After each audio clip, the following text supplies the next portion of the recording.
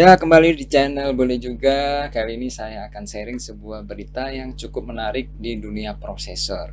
Jadi ada isu stability ya, ketidakstabilan di prosesor generasi terbaru Core i9 14900K dan Core i9 13900K, generasi yang sebelumnya lagi. Jadi sebenarnya berita ini tuh tayang di 2 Mei 2024, beberapa hari kemarin, dan udah lama saya pingin sharing tapi baru sempet hari ini aku bikin kontennya. Jadi di sini itu menerangkan bahwa uh, 5 dari 10 core i9 13900K itu yang stabil, sisanya nggak stabil. Kemudian ditemukan juga cuma 2 dari 10 core i9 14900K itu yang stabil. Dan di sini diterangkan bahwa Intel and partner yet to determine cause of stability issue. Jadi Intel dan juga board partner itu manufaktur motherboard ya, itu masih mencari tahu nih apa penyebab dari isu ini. Nah, berita ini tuh panjang dan lengkap ya, ada juga videonya mereka upload di YouTube. Secara rinci mereka jelasin skenario-nya seperti apa, hasil tesnya seperti apa. Kawan-kawan kalau ingin baca lengkapnya aku taruh di kolom deskripsi. Nah, kita bahas aja yang intinya ya di sini. Ini aku coba full screen dulu. Nah, dari di sini tuh ada ini ya, ini tes dari Core i9 13900K. Ini ada 3 skenario. Kemudian juga ada Core i9 14900K, ini juga ada 3 skenario. Dan ini memang hampir semuanya itu hasilnya itu, misalnya di skenario yang pertama itu hanya 4 atau 5 yang stabil, terus 5 atau 6 yang stabil, 6 atau 7 yang stabil. Jadi dia mencoba memperbaiki skenario tapi tetap aja ditemukan bahwa masih ada yang tidak stabil gitu. Termasuk di 14900K itu cuma 2 yang stabil dari 10. Kemudian dicoba lagi skenario yang lain cuma 3 dari 10, dan paling bagus sih cuma 4 dari 10. Dari di sini juga dijelaskan dari pengalaman untuk Intel generasi 1314 itu is bad, itu nggak bagus ya kawan menurut mereka.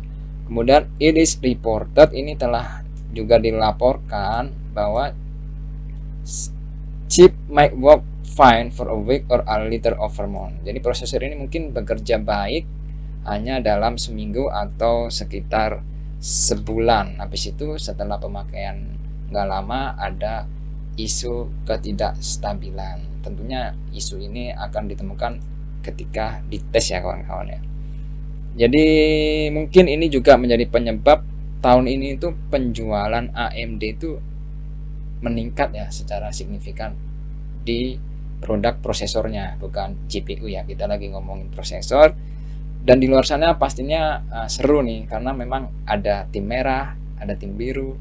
Tim merah itu AMD, tim biru itu Intel. Nah, kalau saya kebetulan bukan tim dua-duanya, karena saya itu selalu riset dulu, baca dulu, karena yang namanya perusahaan itu kan bersaing satu yang lain. Ada kalanya yang ini lebih baik, ada kalanya yang ini bisa menyusul. Dan sayangnya tahun ini Intel lagi-lagi menemukan beberapa problem atau masalah. Apalagi kan Intel sekarang secara manufaktur itu hybrid ya.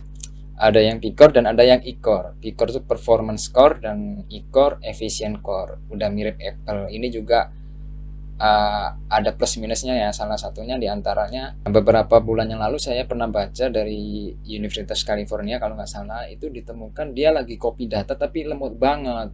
Ternyata copy data itu dihandle oleh E-core efficient core yang harusnya dia menghandle tugas-tugas yang sepele ya. Kalau copy data kan itu cukup urgent juga, kalau bisa cepat copy data. Nah, itu nggak dihandle oleh performance core tapi dihandle oleh E-core.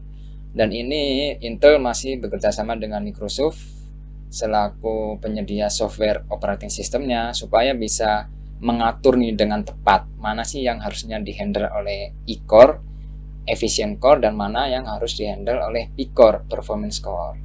Karena kan kalau E-core kan kecepatannya rendah nih, kalau performance core kecepatannya tinggi.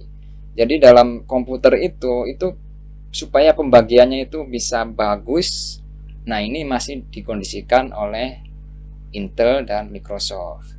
Kalau Apple kan mereka punya sendiri ya, ekosistemnya udah bagus, udah berpengalaman lebih dulu, jadi belum ada isu di situ. Tapi karena Intel sistemnya baru hybrid, jadi masih adaptasi sepertinya. Sementara kalau AMD dia tetap menggunakan sistem yang nggak hybrid, artinya semua core-nya itu kenceng semua. Jadi mau itu sepele, mau itu pekerjaan biasa, mau itu berat, itu semua dilibas habis oleh kecepatan yang kencang. Jadi tidak ada isu yang ditemukan di prosesor yang mode hybrid. Nah, gimana kawan-kawan yang mungkin kebetulan suka dengan artikel-artikel update seperti ini?